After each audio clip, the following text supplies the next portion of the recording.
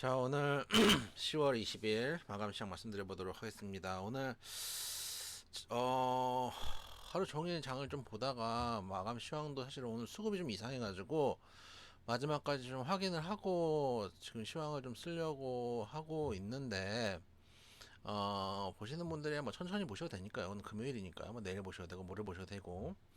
일단 어제 미국 시장 하락과 함께 우리 시장도 엄청나게 하락을 했습니다. 뭐 두 번 뭐 말할 것도 없죠. 2400선 깨고 2364까지 밀렸다가 조금 밀고 올라오는 모습이었고, 코스닥 역시 759선까지 내려갔다가 올라오는 모습이었습니다. 역시 원인은 첫째는 8월 의장 2% 인플레이션 목표는 여전하고 성장 둔화가 필요하다는 이야기를 했습니다. 사실 만약에 우리나라 금통위원장이 저런 이야기하면 돌맞을 얘기죠.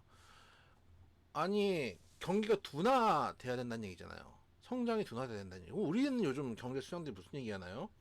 지금 10월 말인데도 아직도 상저하고는 여전하다 이 얘기 하잖아요. 상저하고는 여전하다. 지금 상저하고 하반기에 올라온다는데 하반기에 지금 올라오나요? 10월 20일이에요. 근데 계속 기도를 하고 있어요. 우리나라 전 경제 수장들은 기도를 하고 있는 상황에서 미국에서는 오히려 경기 둔화가 필요하다고 얘기를 해요.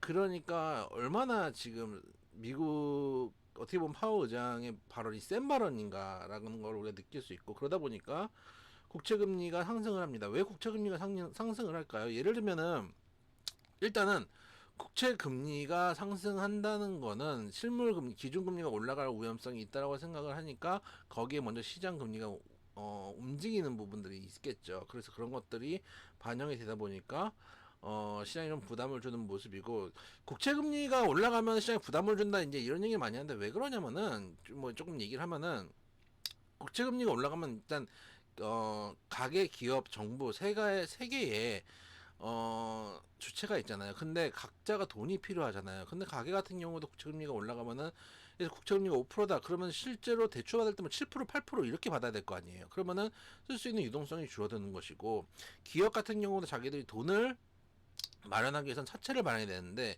아니 국채금리 나라에서 발행하는 채권금리가 5%면은 누가 5%의 사채를 발행하면 누가 그걸 사가겠어요. 최소한 8%, 9%, 10%는 줘야지 사채를 사갈 거 아닙니까? 위험성이 더 큰데.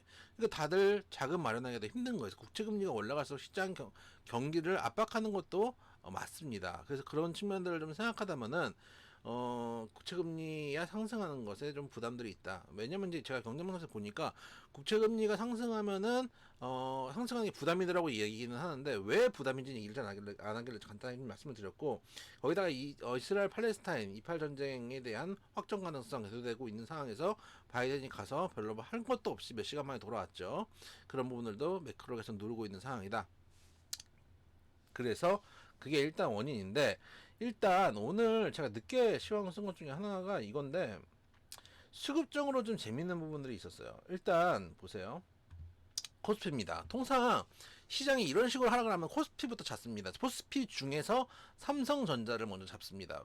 먼저 잡으려고 하면은 삼성전자부터 잡고, 삼성전자가 잡히면은 코스피가 브레이크가 잡히고, 코스피가 브레이크가 잡히면은 그 다음에 코스닥도 브레이크가 잡히니까 그 순서로 가게 되겠죠.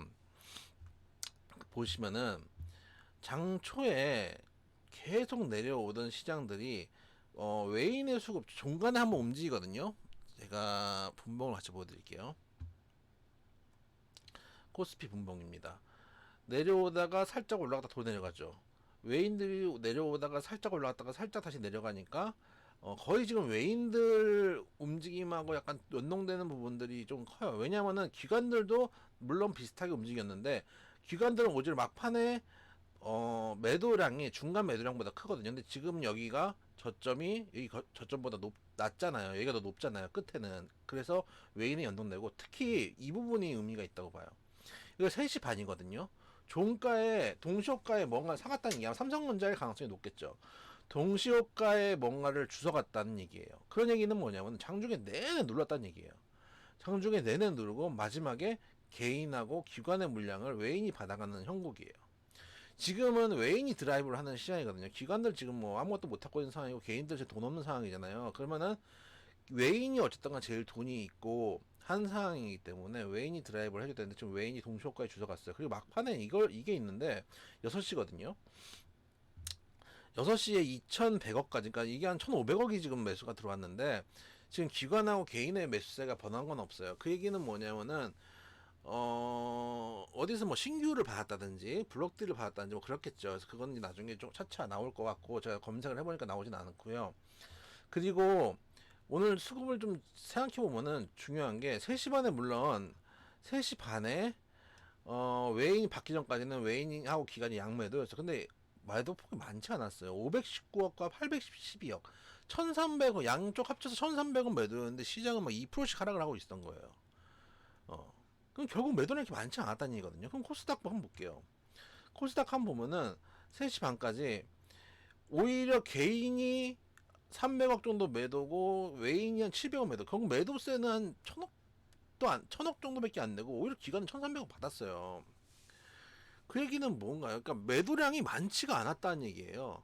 근데 매도 폭은 크잖아요.